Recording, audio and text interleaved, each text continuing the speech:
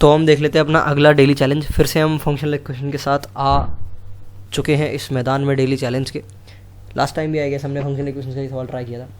तो ये सवाल भी आसान है, बट इसको लोग तुक्का मार के जल्दी सॉल्व कर लेते हैं। तो आपको तुक्का नहीं मारना है, आपको स्टैंडर्ड तरीके से प्रूव करना है, क्योंकि तुक्का मार के मैं भी 1 सेकंड में कर लूँगा देख के ही सीधे। तो सवाल हमसे कह रहा है कि पी और क्यू हमारा ग्रेटर देन 0 है और दोनों इंटीजर्स है, और f of x f y हमारा एक्स की पावर पी इंटू वाई की पावर क्यू की है, और क्यू हमारा पी की पावर 2 आर के बराबर है।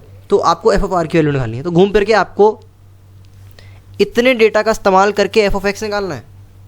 तो वीडियो को पॉज करें, सवाल को ट्राई करें, क्योंकि ये एक डेली चैलेंज है। तो इसमें आप 4 से 4 मिनट ही दो यार, 4 मिनट से ज़्यादा नहीं जाना चाहिए, बहुत ज़्यादा आसान सवाल है, ठीक है।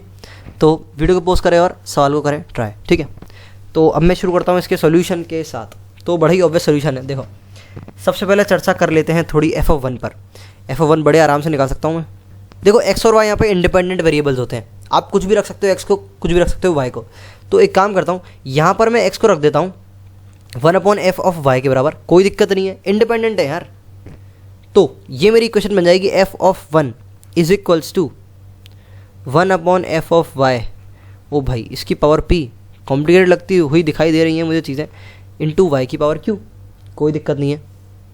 अगर हम चर्चा करें इस बात पे कि हमारा एफ ऑफ वाई किसके बराबर होगा, हमें क्या डेटा दे रखा है कि f of x f of y equal to x की पावर पी वाई की पावर क्यू है। तो एफ ऑफ वाई हम कैसे निकालेंगे, सोचो। अरे भाई, निकालने की ज़रूरत ही नहीं है, यहाँ पे दे रखा है। तो एफ ऑफ 1 अपॉन वाई की power q is equals to 1/f of y की पावर पी, ठीक है।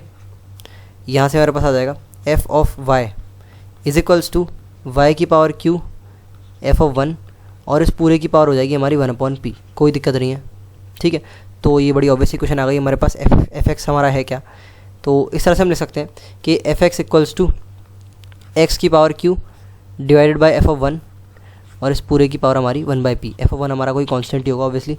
एक काम करते हैं, हम यहाँ पर x की वैल्यू 1 डाल के देखते हैं। तो हमारे पास आ जाएगा f of 1 is equals to 1/f of 1 की पावर 1/p, ठीक है। p हमारा एक इंटीजर है, तो यहाँ से हमारे पास एफ ऑफ 1 की पावर कुछ इज इक्वल्स टू 1 आ रहा है, यानी कि हमारा एफ ऑफ 1 जो है वो 1 के बराबर है। ये डेटा हमारा निकल चुका है। आगे बढ़ते हैं हम, तो सीधे लिख लेते हैं यहाँ से f of x is equals to x की पावर पी। सॉरी, यहाँ पर हमारा एक्स की पावर क्यू था, एक बार रीचेक मार लेते हैं। हाँ भाई, हमारा यहाँ पे क्यू दे रखा है। तो एक्स की पावर क्यू और उस पूरे की पावर हमने चलाया था 1/p। तो अपनी ओरिजिनल इक्वेशन पर हम वापस लौट के आते हैं। ये क्या खुल गया, हटा देते हैं इसे। तो ओरिजिनल इक्वेशन थी हमारी f of x f y, ठीक है। एफ वाई की वैल्यू हम यहाँ पर रख देते हैं वाई की पावर पी बाई क्यू, ठीक है। सॉरी, वाई की पावर क्यू बाई पी आएगा, क्योंकि एफ एक्स जो है हमारा एक्स की पावर क्यू बाई पी है, तो एफ वाई हो जाएगा हमारा वाई की पावर क्यू बाई पी। तो ये हमारा किसके बराबर है, एक्स की पावर पी और साथ में वाई की पावर क्यू के। एक काम करो, थोड़ी देर के लिए इतने पार्ट को टी मान लो, तो ये हो जाएगा एफ ऑफ टी। हम जानते हैं एफ ऑफ टी जो है हमारा वो टी की पावर क्यू बाय पी के बराबर है, ठीक है। तो हमने एक्स इंटू वाई की पावर क्यू बाई पी को टी माना है, और ये दोनों इस हिसाब से हमारे जो है इक्वल हो जाएंगे। तो यहाँ से हमारे पास आ जाएगा एक्स की पावर पी वाई की power q is equals to t की पावर क्यू बाई पी, ठीक है। और टी की वैल्यू हमारी क्या है, टी की वैल्यू है हमारी एक्स इंटू वाई की पावर क्यू बाई पी। जैसे हमने टी की वैल्यू सब्स्टिट्यूट करी तो हमारे पास ये दो जो है इक्वेशन बन गई।